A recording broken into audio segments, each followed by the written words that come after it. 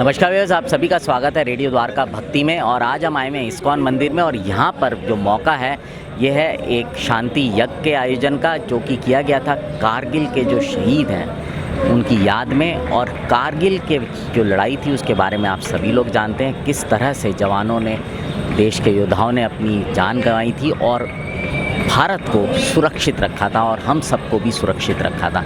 तो आइए इस पूरे कार्यक्रम के दौरान क्या इसका प्रयोजन था, क्या क्या किया गया, जानते हैं प्रशांत मुकुंद प्रभु से। प्रभु जी, आपका बहुत बहुत स्वागत है। हरे कृष्णा।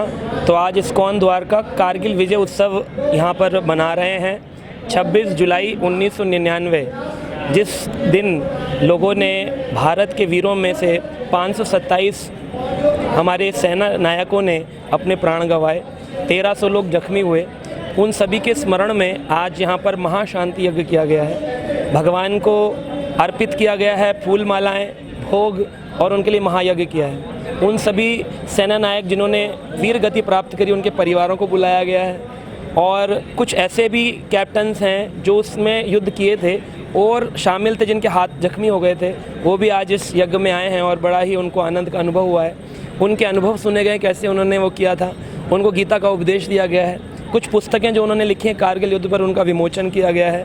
भगवान को भोग अर्पित किया गया है और महाशांति यज्ञ किया गया है यहाँ पर। और जो कैप्टन अनुज नायर हैं, उनकी मदर मीरा नायर भी आई हैं और उन्होंने जो टाइगर्स ऑफ द्रास पुस्तक है उसका भी विमोचन आज यहाँ पर करवाया है। तो हम ऐसे ही सब वीरों की, जिन्होंने अपने जीवन का बलिदान दिया, ये शब्द बलिदान आया है। इस प्रकार राजा बलि ने भगवान वामन देव को अपना सर्वस्व निछावर किया, तब से ये शब्द आ गया बलिदान। जिसने अपना सर्वस्व का मतलब है सर्व, अपना सब कुछ दिया, और स्व मतलब स्वयं को भी दे दिया। तो ऐसे वीर जिन्होंने देश की रक्षा में अपना सब कुछ दिया, अपनी पढ़ाई लिखाई, अपना परिवार और अंत में अपने स्वयं को भी अर्पित कर दिया, उन सब की याद में, उनके परिवार को बल प्रदान करने के लिए और उन सब की आत्मा को शांति प्रदान करने के लिए भगवद गीता कहती है, जिसने युद्ध में शरीर त्यागा तो स्वर्ग द्वारम अपावृतम, स्वर्ग के द्वार तो खुले होते हैं, परंतु फिर भी प्रभु के चरणों में उनकी भक्ति हो, उनको अच्छा जीवन मिले, स्वर्ग के बाद उनकी यात्रा पूर्ण हो, ऐसी कामना के साथ यहाँ शांति यज्ञ किया गया है।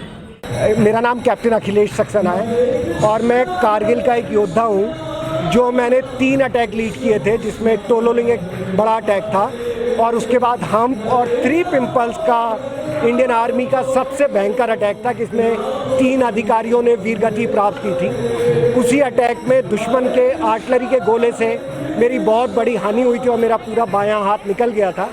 पैरों में बहुत गंभीर चोट लगी थी, बट इतना ब्लड लगातार पानी की तरह बह रहा था, फिर भी उस पल पे हम रुक नहीं सकते थे और हमने वो युद्ध जारी रखा था और लास्ट में तिरंगा फहराया था उन चोटियों पे। लेकिन आज हम एक इस्कॉन मंदिर पे 25वीं वर्षगांठ मना रहे हैं कारगिल विजय की।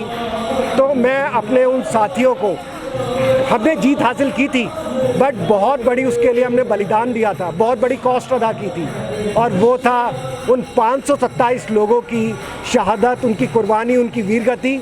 और लगभग 1000 से ज़्यादा लोग थे जिन्होंने अपना खून बहाया था और अपने अंग खो दिए थे उस लड़ाई में। तो आज 25 साल बाद कैसे हम उनकी शांति के लिए, उनकी आत्मा की शांति के लिए जो एक कदम इस्कॉन मंदिर ने उठाया है, मैं उसके लिए बहुत बहुत उनका धन्यवाद करना चाहता हूँ। क्योंकि हम हमेशा अपने दोस्तों की कमी फील करते हैं, लेकिन आज अगर हम उन एक परिवार की तरह उनके साथ बैठे और उनका नमन किया, उनकी प्रार्थना की, तो वो एक बहुत बड़ी बात है।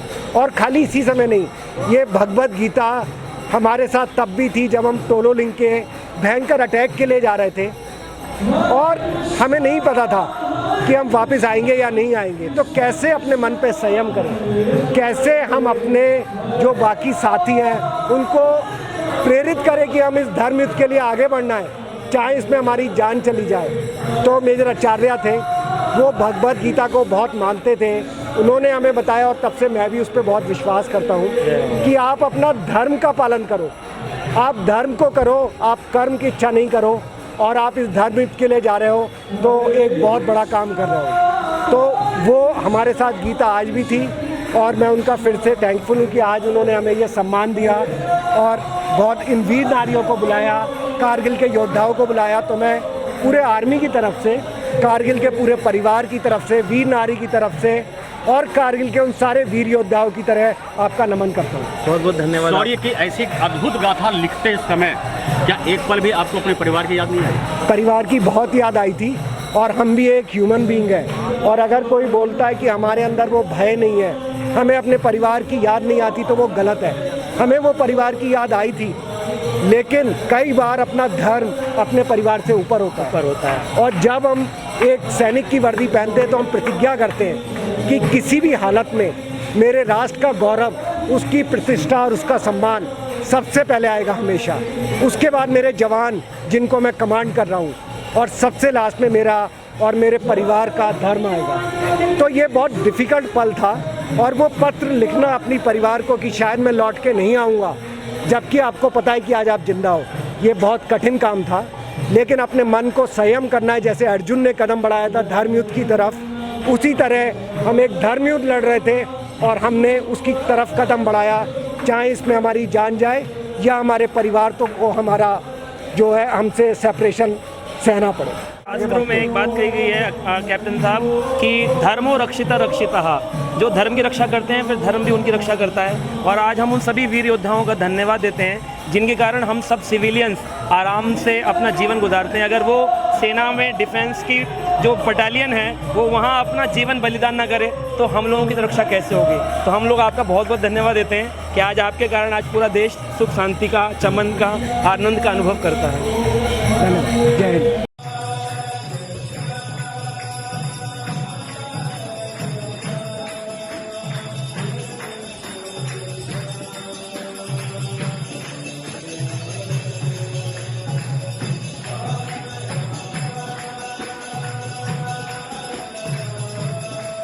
तो व्यूअर्स, आपने सुना किस तरह से ये शांति यज्ञ जो है यहाँ पे किया गया, और मंदिर में अक्सर लोग पूजा पाठ करने के लिए आते हैं और मंदिरों में भी पूजा पाठ होती है, लेकिन इस तरह के कार्यक्रम जो कि सामाजिक रूप से बहुत महत्वपूर्ण हैं, उसमें इस तरह के शांति यज्ञ का जो पाठ कराया जाना ये बहुत महत्वपूर्ण बात है, और इस तरह के कार्यक्रम और भी जगह होने रहने चाहिए। अब आपसे विदा लेते हैं, जुड़े रहें रेडियो द्वारका भक्ति के साथ।